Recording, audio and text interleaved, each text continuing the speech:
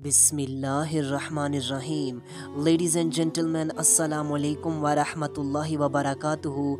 नाज़रीन कराम, last video में हमने सूरह निसा के वर्स नंबर 15 से लेकर वर्स नंबर 17 की रोशनी में इल्लीगल सेक्सुअल एक्टिविटीज़ के हवाले से डिस्कशन की थी कि किस तरह कोर्ट एक एडल्टरर को, किस तरह एक कोर्ट एक ज़ानी को उसकी सज़ा उसको पनिश डिक्लेयर करेगी, किस तरह से उसको पनिश किया जाएगा।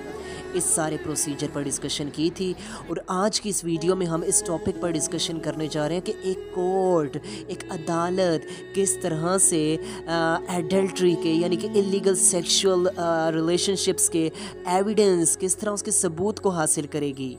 तो आइए बिना टाइम वेस्ट किए अपने आज के इस यूनिक से टॉपिक की जानिब बढ़ते हैं।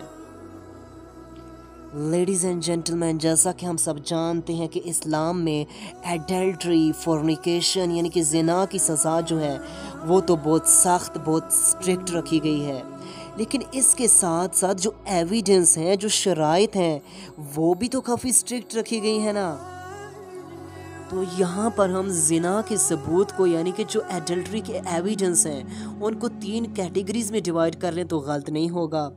नंबर 1 पे विटनेस यानी कि शहादत, नंबर 2 पर इकरार एंड नंबर 3 पे प्रेगनेंसी। तो लेडीज़ एंड जेंटलमैन, आइए अब हम बारी बारी इन तीनों कैटेगरीज़ पर ब्रीफली डिस्कशन करते हैं। सबसे जो पहली कैटेगरी है वो है विटनेस यानी कि शहादत। तो लेडीज़ एंड जेंटलमैन, जहाँ तक विटनेस का ताल्लुक है, इसमें फॉलोइंग पॉइंट्स को, कुछ पॉइंट्स को मद्देनज़र रखा जाएगा। कुरान करीम की वजाहत के मुताबिक, सबसे पहले कुरान करीम की वजाहत के मुताबिक 4 चशमदीद विटनेसेस यानी कि 4 चशमदीद गवाह होने ज़रूरी हैं। नंबर 2, गवाह ऐसे लोग होने चाहिए जो इस्लामी कवानीन शहादत की रूह से काबिल एतमाद हों। वो पहले किसी मुकदमे में यानी कि उन पे कोई केस ना हुआ हो और ना वो किसी केस में झूठे साबित हो चुके हों, ना ही वो लोग जो विटनेसेस होंगे, जो शहादत दे रहे होंगे, जो गवाह होंगे, ना वो खाइन हो और पहले कहीं सज़ा याफ्ता भी ना हो, और ना ही वो जिस मैन एंड वुमेन के सेक्सुअल रिलेशनशिप के बारे में गवाही दे रहे हैं, ना उनसे इनकी किसी किस्म की दुश्मनी हो। यहाँ पर एक बात याद रखिए, अगर शहादत ना काबिल एतमाद है यानी कि वो फुली कॉन्फिडेंस नहीं है, जो विटनेसेस जो आपको मिले हैं, तो इस सूरत हाल में ना तो उस मैन एंड ना उस वुमेन को जिन्होंने सेक्सुअल रिलेशनशिप कायम किया था, इस सूरत हाल में जब तक शहादत ना काबिल एतमाद है, दोनों को ना तो स्टोन किया जा सकता है और ना उन्हें फ्लोट किया जा सकता है। नंबर 3 पर ये पॉइंट देखा जाएगा कि जो विटनेसेस हैं, जो गवाह पेश हुए हैं, वो इस चीज़ की गवाही देंगे कि उन्होंने इस मर्द और इस औरत को, इस मैन एंड वुमेन को इस हालत में, बिल्कुल एग्जैक्ट हालत में अपनी आंखों से सेक्स करते हुए देखा है। अब यहाँ पर इसको अगर हम ब्रीफली एक्सप्लेन करें तो ये बात अगरचे हया के ख़िलाफ़ है, लेकिन यहाँ पर बयान करना, इस्लामिक लॉ के प्रिंसिपल्स को मद्देनज़र रखते हुए ये बात बयान करना बहुत ज़रूरी है। जो विटनेसेस हैं वो यहाँ तक इतनी गहराई में गवाही देंगे कि जिस तरह उन्होंने लड़का लड़की को सेक्स करते हुए देखा है, मिसाल इस तरीके से दी गई है जिस तरह के सुरमा दानी में सलाई डाली जा रही है, इस तरह से उन्हें पूरा इसकी गवाही देना होगी। इसके बाद अब जो विटनेसेस हैं, जो गवाह हैं, उनको इस बात पर एग्री, इन बात पर मुत्तफिक होना चाहिए कि उन्होंने इस मर्द और इस औरत को फ़लाँ जगह पर और फ़लाँ टाइम पर सेक्स करते हुए देखा है।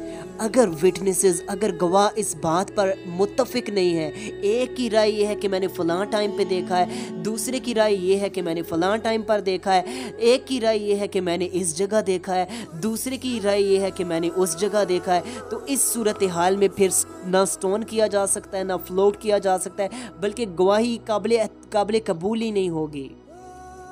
अब लेडीज़ एंड जेंटलमैन, जो नंबर 2 कैटेगरी हमने बयान की थी वो ये कि इकरार। अब इस सूरत हाल में क्या होगा कि जिस मैन और वुमेन ने सेक्सुअल रिलेशनशिप कायम किए थे, वो आकर मैन खुद इस चीज़ का इकरार कर ले कि मैंने फ़लाँ औरत से सेक्सुअल रिलेशनशिप कायम किया है जो मुझ पर हराम थी। अब ये इकरार बिल्कुल क्लियर वर्डिंग्स में हो, बिल्कुल साफ और सरी अल्फाज में हो, ना कि कोई पहेलियाँ बुझाने के स्टाइल में हो। और इस सूरत हाल में कोर्ट को इस चीज़ पर अच्छे से इन्वेस्टिगेशन करना होगी कि क्या ये शख्स जो डिक्लेयर कर रहा है, जो एक्सेप्ट कर रहा है कि मैंने फ़लाँ औरत से सेक्सुअल रिलेशनशिप कायम किए हैं, क्या ये किसी खारजी प्रेशर की वजह से तो नहीं कह रहा? क्या इसकी मेंटली हेल्थ जो है वो तो ठीक है? क्या ये मेंटली इल तो नहीं है? ये किसी बीमारी की वजह से या किसी जहनी दबाव की वजह से तो नहीं इस तरह कह रहा? इस चीज़ की कोर्ट को अच्छे से इन्वेस्टिगेशन करनी होगी।